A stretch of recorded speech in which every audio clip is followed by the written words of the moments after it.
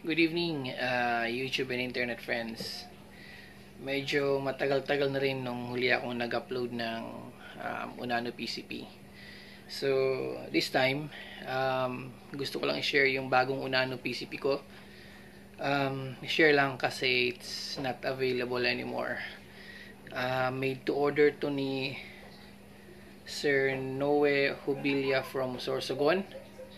So, ito siya. Ito na ngayon ang tactical, hindi siya tactical, sorry. Unano PCP number 12. Yan. So, kung mapapansin nyo, yung hand grip niya, para siyang may checkering, pero it's not checkering. Parang emboss lang siya na paint. Yan. Black siya. Yan. So, as always, hammer type. And then, yeah, ganito siya. So, itong Unano PCP 12 natin is, ang difference nito from the previous versions ay ito, yung kanyang one piece na receiver na T6 is now 5 inches long. Dati 4 inches lang yun, pero ngayon 5 inches na siya for longer plenum. And the more volume of the plenum is the more power. So, yan. So, 5 inches na yung kanyang receiver long. And then, hammer type pa rin siya. Hammer type and swing type pa rin siya. One cock lang siya. Yan. And ang unit na ito ay may mga specifications na requirements si Sir Noe Hubilia. Ang gusto niya ay shorty, and talaga namang shorty ang ating Unano, kaya nga tinawag nating Unano eh. And ang kanyang tangke ay 0.30 liters capacity, 60 mm OD. Ang kanyang barrel ay DBB na 15 inches. Threaded na ang kanyang muzzle for silencer. Yan. Painted black ang kanyang gusto. So, sinunod natin yung request ni customer Sir Noe from Sorsogon. Shout out sa iyo. Oh, by the way, shout out ko rin yung sino nga ba ito nakabili ng Nimrod PCP ko. Shout out sa iyo, sir. Kalimutan ko yung pangalan mo, sorry. So, eto na. Tuloy natin. Yan. Ang gusto ni Sir Noe is medyo meron siyang parang alalay dito or tagasalo ng tangke. Kasi gusto niyang lagyan ng bipod. For hunting purposes daw to. Kaya gusto niya maikli lang siya para hindi siya mahirapan dalhin. And mga around 3 kilos lang itong unit. And regulated siya 1,800 PSI. And meron siyang shot capacity na around 50. Tansya ko kasi kanina nung nag zero wing ako, umabot siguro ng mga 53 shots bago bumaba sa 1,800 PSI ang pressure ng tangke.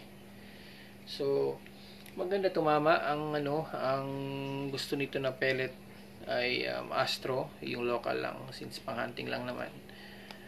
And maganda rin ang kanyang ang grouping, dikit-dikit talaga, as in literal na dikit-dikit yung tama. Para siyang yung shape ng the number 8, ganun, dikit-dikit lang siya at 30 yards. Anyway, merong video kasama rin sa maya-maya makikita niyo yung video ng accuracy niya. So, tuloy natin. Ito yung kanyang silencer as always. Threaded pa rin. Yan.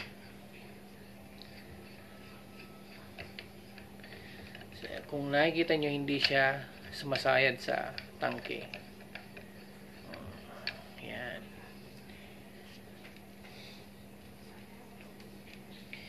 Sarap hawakan, magaan, tapos very compact. Yan, pang hunting.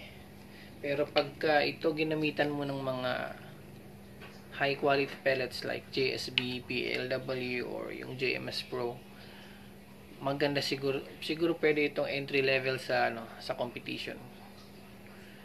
Maganda tumama ito sa mga short distances like 30, maximum 40. Sinubukan ko rin sa sa 50 yards. Siguro yung hintuturo ko, yan. Siguro hindi lalagpas sa hintuturo ko yung kanyang yung kanyang shot groups. So, Sir Noe Hubilia from Sorsogon, salamat sa pagtitiwala. Pa-ship ko na to bukas. Yan. Maganda. Ganda tumama ito. Gandang gabi sa iyo. Thank you. Oh, ito na. Ang next nito ay ang accuracy niya. Salamat. Okay, sir. Morning. Zeroing tayo. 30 yards. Okay, first shot. Yun ang ating magiging aim.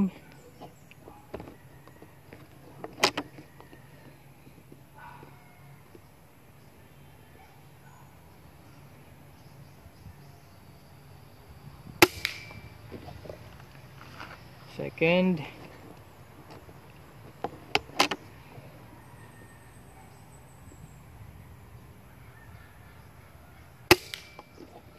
Okay.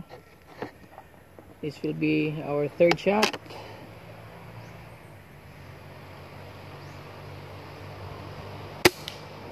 Okay. Sir Noe Hubilia, ang iyong unit, ito na, fourth shot.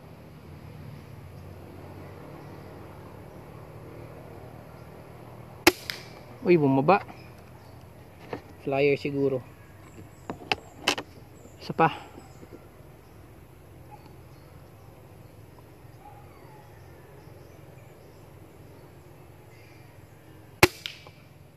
Okay. Puntahan natin. Basta yan yung shot group mo. Yan. So, punta natin ang 30 yards shot group natin. Ayan. Oh, ito pala yung unit mo. Ayan. Zoom out ko muna. Ayan. See? Okay, 30 yards. Shorty lang to ha. 30 yards ang ating ginawa. 15 inches DBB. Astro pellet right out of the box. Wala nang sort, wala nang checking ng kanyang bigat, weighing. Yan, may isang flyer. Parang pinanhole yata niya, one hole yan. Ito mga kanina zeroing ko yan. I mean, yeah, zeroing. Sine-check ko yung kung saan tumatama, and then ito na yung final niya na shot groups. So, ayos na, 30 yards.